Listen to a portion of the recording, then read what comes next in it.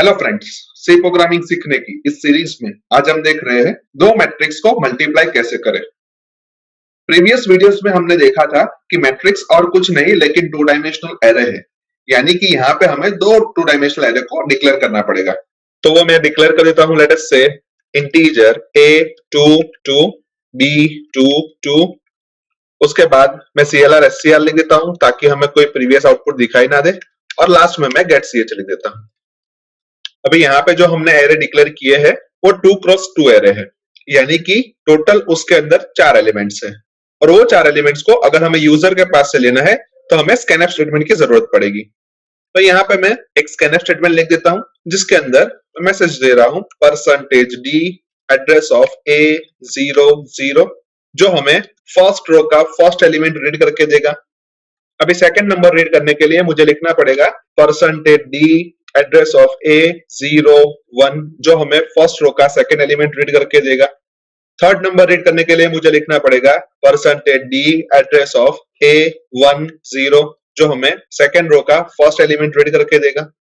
और fourth element read करने के लिए मुझे लिखना पड़ेगा %d एड्रेस ऑफ A11, जो हमें सेकंड रो का सेकंड एलिमेंट रीड करके देगा। अभी सारे स्कैनफ स्टेटमेंट को हम ध्यान से देखें तो उसके अंदर %d address of A common है, सिर्फ चेंज एरे इंडेक्स की रो एज वेल एज कॉलम में हो रहा है, यानी कि यही टास्क मैं एक सिंगल स्कैनफ स्टेटमेंट की मदद से भी कर सकता हूं, लेकिन उसके लिए मुझे लूप की जरूरत पड़ेगी।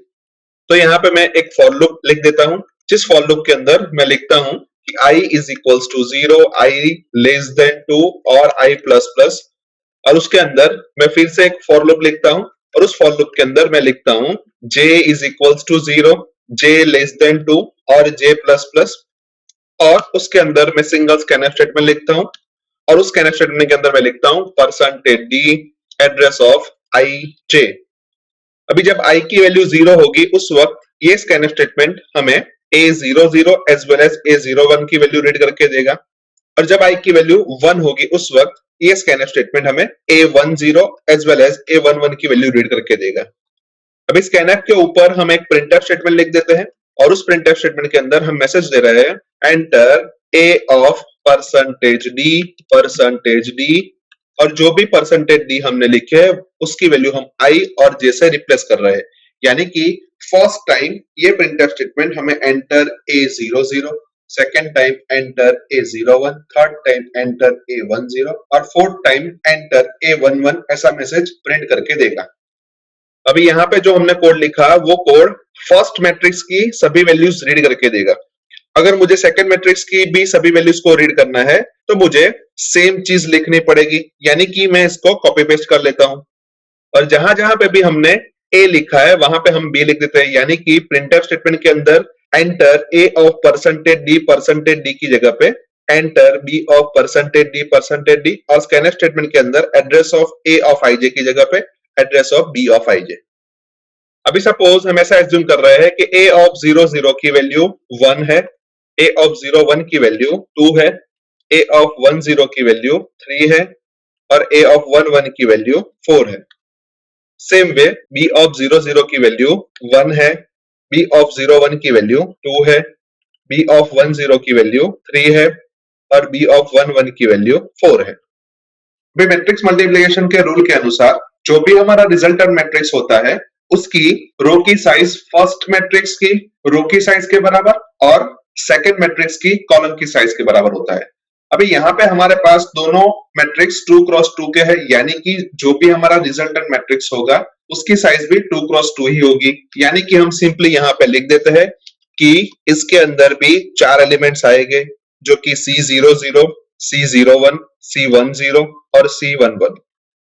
अभी हम हमारा रिजल्टेंट मैट्रिक्स फाइंड करते हैं, तो उसके अंदर हमें C00 की वैल्यू फाइंड करनी है। तो जब भी हम C00 की वैल्यू फाइंड करने जाते हैं उस वक्त हमारे पहले मैट्रिक्स की पहली रो और सेकंड मैट्रिक्स की पहली कॉलम के जो भी एलिमेंट्स है उसको हमें मल्टीप्लाई करके ऐड करना है, यानी कि हमारा फर्स्ट मैट्रिक्स के दो एलिमेंट है वो मैं लिख देता हूं, लेट अस से A00 एंड A01।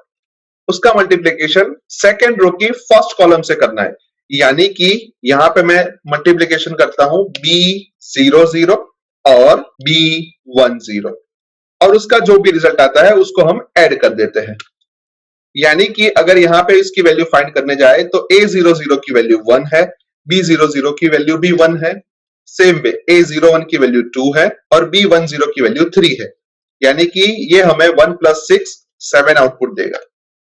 अभी C01 की वैल्यू फाइंड करने के लिए हमें पहले मैट्रिक्स की पहली रो यानी कि A00 एंड A01 को सेकेंड मैट्रिक्स की दूसरी कॉलम से मल्टीप्लाई करना है। यानी कि सेकेंड कॉलम की दूसरी कॉलम में लिख देता हूं, लेट अस से B01 एंड B11 और फिर उसका हम एडिशन करेंगे, यानी कि सिंपली यहाँ पे प्लस लिख देता हूं। अभी इसका आंसर हम देखें तो A00 की वैल्यू 1 है और B01 की वैल्यू 2 है। सेम वे A01 की वैल्यू 2 है और B11 की वैल्यू 4 है। यानी कि ये हमें आउटपुट के तौर पे 2 + 8 10 देगा। उसके बाद A10 की वैल्यू फाइंड करने के लिए हमें पहले मैट्रिक्स की दूसरी रो और सेकेंड मैट्रिक्स की पहली कॉलम को मल्टीप्लाई करना पड़ेगा। तो यहाँ पे मैं वो लिख देता हूं, लेट अस से A10 एंड A11 और उसका मल्टीप्लीकेशन सेकेंड रो की पहली कॉलम यानी कि B00 एंड B10 और इसको हमें ऐड करना है। यानी कि अभी A10 की वैल्यू 3 है, B00 की वैल्यू 1 है, A11 की वैल्यू 4 है, B10 की वैल्यू 3 है। यानी कि ये हमें आउटपुट के तौर पे 3 + 12 जो कि 15 देगा। उसके बाद C11 की वैल्यू फाइंड करने के लिए हमें फर्स्ट मैट्रिक्स की सेकेंड रो और सेकेंड मैट्रिक्स की सेकेंड कॉलम का मल्टीप्लीकेशन करना पड़ेगा। यानी कि इसके लिए मैं लिख देता हूं कि A10 एंड A11 और उसका मल्टीप्लीकेशन सेकेंड मैट्रिक्स की सेकेंड कॉलम से यानी कि B01 और B11। यानी कि A10 की वैल्यू 3, B01 की वैल्यू 2, A11 की वैल्यू 4 और B11 की वैल्यू भी 4। यानी कि ये हमें आउटपुट के तौर पे 6 + 16 जो कि 22 देगा। अभी हमें रिजल्टेंट मैट्रिक्स फाइंड करना है, तो उसके एलिमेंट्स को हम ध्यान से देखें तो उसके एलिमेंट्स भी हमारे ऊपर के एलिमेंट जैसे ही है, यानी कि 00 01 10 और 11 ही है। तो उसके लिए मैं यहाँ पे लूप लिख देता हूं, लेट अस से for I is equals to 0, I less than 2 और I plus plus। उसके बाद for j is equals to 0, j less than 2 और j plus plus। अभी इसके अंदर हमें C of ij के लिए एक फॉर्मूला लिखना पड़ेगा, तो उसके लिए हमें लिखना पड़ेगा कि C of ij is equals to something। अभी यहाँ पे हम हमारे रिजल्टेंट मैट्रिक्स के सारे एलिमेंट्स की फर्स्ट इंडेक्स को देखें तो 0 0 1 1 है और वही चीज फर्स्ट मैट्रिक्स के अंदर रिपीट हो रही है। यानी कि हमारा फर्स्ट मैट्रिक्स A है, उसके अंदर भी हम देखें तो 0 0 1 1 है और उसके बाद भी हमारा फर्स्ट मैट्रिक्स हम देखें तो उसके अंदर भी 0 0 1 1 है।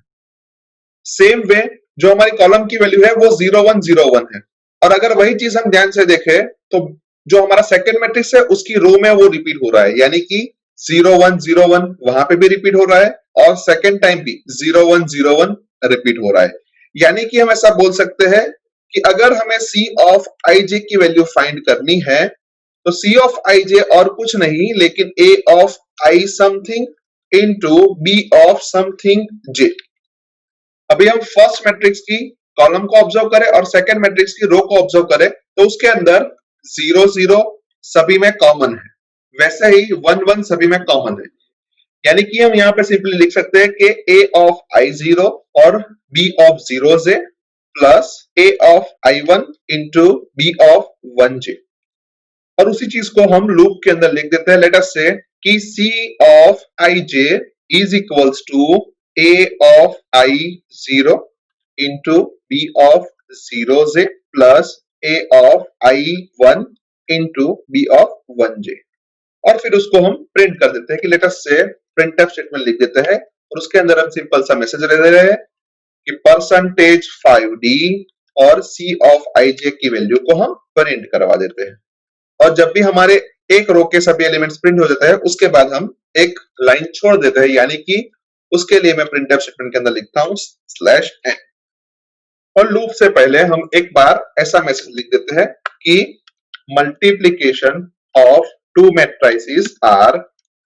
अभी यहाँ पे हम ध्यान से देखें तो यहाँ पे हमने स्टैटिक वैल्यू रखी है, यानी कि 0 0 और 1 1 जो कि हर एक केस में ट्रू नहीं होगा। क्योंकि जब हमारे मैट्रिक्स की साइज हम चेंज करेंगे उस वक्त यही फॉर्मूला हमारी आइदर इंक्रीज होगी आइदर डिक्रीज होगी।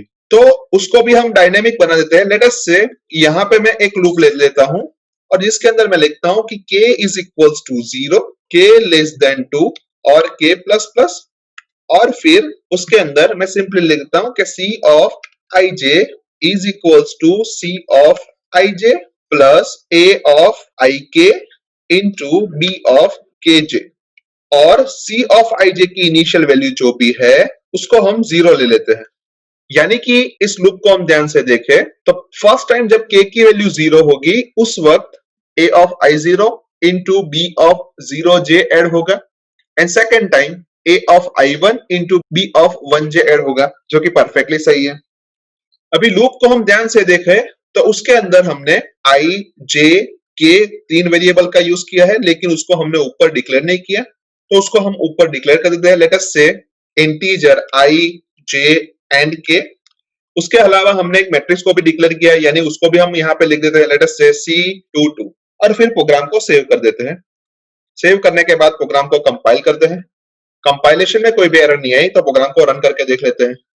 जहां पे मैं a00 की वैल्यू 1, a01 की वैल्यू 2, a10 की वैल्यू 3, a11 की वैल्यू 4 इंसर्ट कर रहा हूं।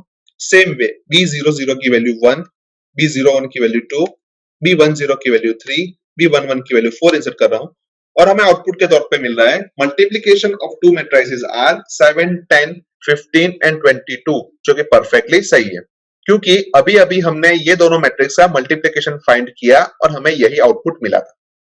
अभी मैट्रिक्स की प्रॉपर्टी के अनुसार हम दो मैट्रिक्स का मल्टीप्लिकेशन तभी कर सकते हैं जब फर्स्ट मैट्रिक्स की कॉलम और सेकंड मैट्रिक्स की रो सेम हो। यानी कि अगर मैं ऐसा लिखूं कि A31 और B14, तो हम उसका मल्टीप्लिकेशन कर सकते हैं, और जो भी हमारा रिजल्टेंट मैट्रिक्स होगा उसकी रो की साइज फर्स्ट मैट्रिक्स की रो की साइज के बराबर होगी, यानी कि 3, और उसकी कॉलम की साइज सेकंड मैट्रिक्स की कॉलम की साइज के बराबर होगी, यानी कि 4। यानी कि अगर यही चीज को हमें इंप्लीमेंट करना है तो सबसे पहले हमें फर्स्ट मैट्रिक्स के लिए जहां पे हमने i लेस देन 3 लिखा है वहां पे हमें i लेस देन 3 करना पड़ेगा, j लेस देन 4 लिखा है वहां पे हमें j लेस देन 1 करना पड़ेगा।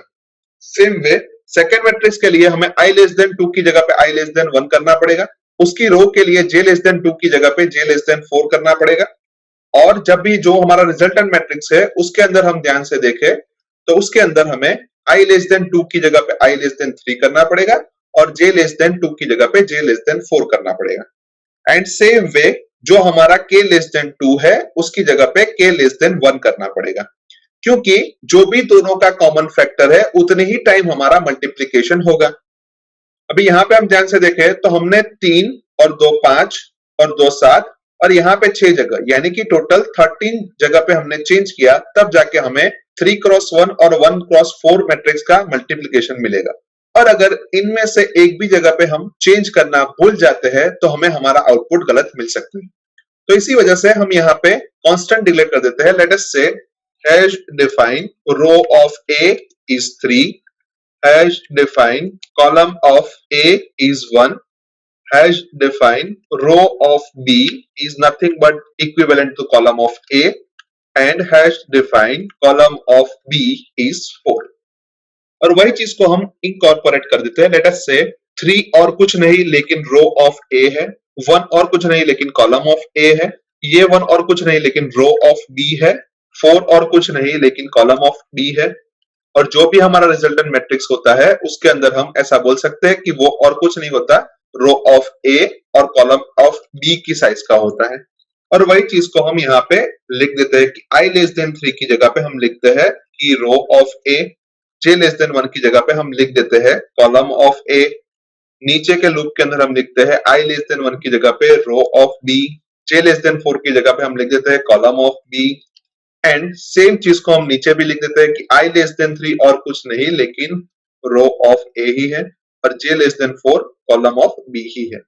और नीचे जो हमारा कॉमन चीज है जिसको हम कॉलम ऑफ a भी लिख सकते हैं और रो ऑफ b भी लिख सकते हैं, क्योंकि दोनों की वैल्यू सेम ही है। यानी कि अब ऊपर हम रो एज वेल एज कॉलम की वैल्यू चेंज करेंगे तो नीचे पूरे प्रोग्राम के अंदर उसकी वैल्यू ऑटोमेटिकली चेंज हो जाएगी और हमारा आउटपुट भी हमें सही मिलेगा। यानी कि ये पूरे प्रोग्राम के अंदर चेंज किया है, उसकी कंपेयर में बेटर तरीका है। तो अभी एक और बार प्रोग्राम को हम सेव कर देते हैं, उसके बाद प्रोग्राम को कंपाइल करते हैं।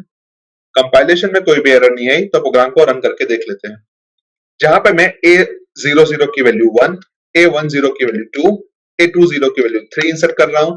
सेम वे B00 की वैल्यू 1, B01 की वैल्यू 2, B02 की वैल्यू 3, B04 की वैल्यू 4 इंसर्ट कर रहा हूं और हमें आउटपुट के तौर पे मिल रहा है 1 2 3 4 2 4 6 8 3 6 9 12, जो कि परफेक्टली सही है।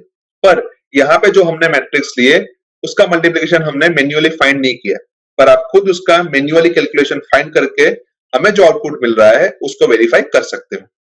यानी कि हम ऐसा बोल सकते हैं कि इस प्रोग्राम के थ्रू हम किसी भी साइज के दो मैट्रिक्स को इजीली मल्टीप्लाई कर सकते हैं। आई होप कि आपको इस प्रोग्राम के अंदर अच्छी तरीके से समझ आ चुकी होगी। आज के वीडियो में बस इतना ही। नेक्स्ट वीडियो में फिर से मिलेंगे। Thank you very much.